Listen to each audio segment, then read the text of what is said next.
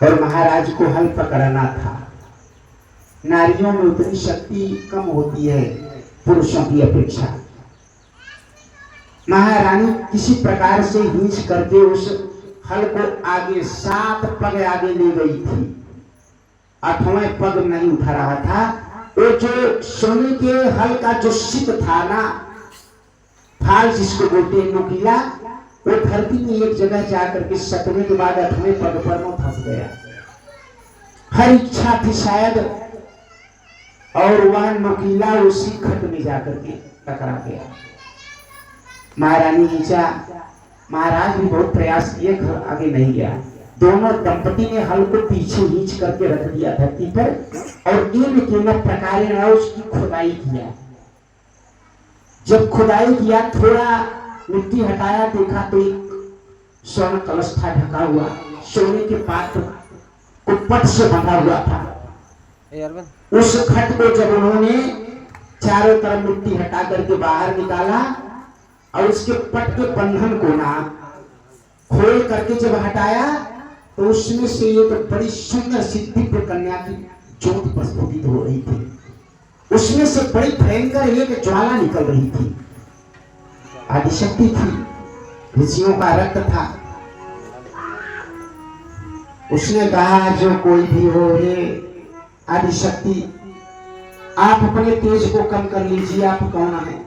विनती किया तो वो कन्या का तेज कम हो गया। जब कम हो गया तो देखा तो एक बालिका थी, और वह बालिका फिर रुदन करना शुरू कर दिया। महाराज और महारानी किसी प्रकार से उस घट को तोड़ दिया और कन्या को बाहर निकाला। महाराज जनक ना एक माता सुनैना के गर्भ से 2 संतानें उत्पन्न हुई थी। एक बड़ा पुत्र था जिसका नाम था लक्ष्मी निधि, और एक कन्या थी, उनके गर्भ से जन्मी हुई। सीता मां धरणी पुत्री है, धर्म की कोई कन्या थी, सभी थोड़ी थी। जो कन्या थी परम साध्वी वो भी थी, उसका नाम था उर्मिला। एक पुत्र और एक पुत्री था, और ये तीसरी पुत्री उन्हें प्राप्त हो गई। बड़े हर्ष से माता ने लाल प्यार किया, मुख चुम्बन किया। ईश्वर की असीम अनुकंपा समझो। महाराज जनक का वृद्धावस्था था, चतुर्थपन था, संतान कोई उत्पन्न नहीं हो रहा था। मारे स्नेह के मारे हर इच्छा थी, माता के स्तन से दूध आने लगा। उस कन्या को दूध पिलाया प्रसन्नता पूर्वक। उस कन्या को लेकर के दोनों दंपति जनकपुरी में आए।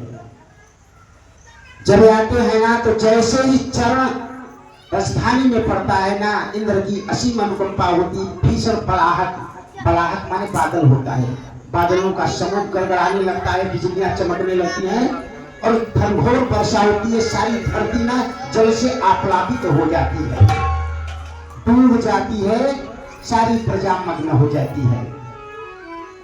महाराज के घर में कन्या का उत्सव मनाया जाता है, और उत्सव मनाने के बाद फिर नामकरण संस्कार कराया जाता है। दूत को भेज करके शतानंद को महाराज बुलवाते हैं। उन्होंने कहा, आपकी कृपा से हलकर्षण यज्ञ से मेरी प्रजा खुशी हुई है, और यह कन्या मुझे मिली। हे मनेन्द्र, यह आदिशक्ति के लक्षण दर्शाती है। आप मेरी इस कन्या का नामकरण संस्कार कर दें।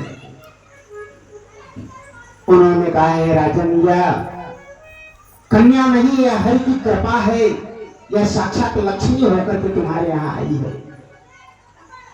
मैं अपने मन वाणी कर्म से विचार करके इसका जन्म सिद्ध से हुआ है। हल के नुकीले अग्रभाग को सिद्ध कहते हैं साहित्य में, हिंदी साहित्य में हल के अग्रभाग को सिद्ध कहते हैं। सिद्ध से इसका जन्म होने के कारण इसका पहला नाम मैं सीता रखता हूँ। बोलो सीता मैया। रावण जी सरकार का आज मैंने आपको जन्म सुनाया। और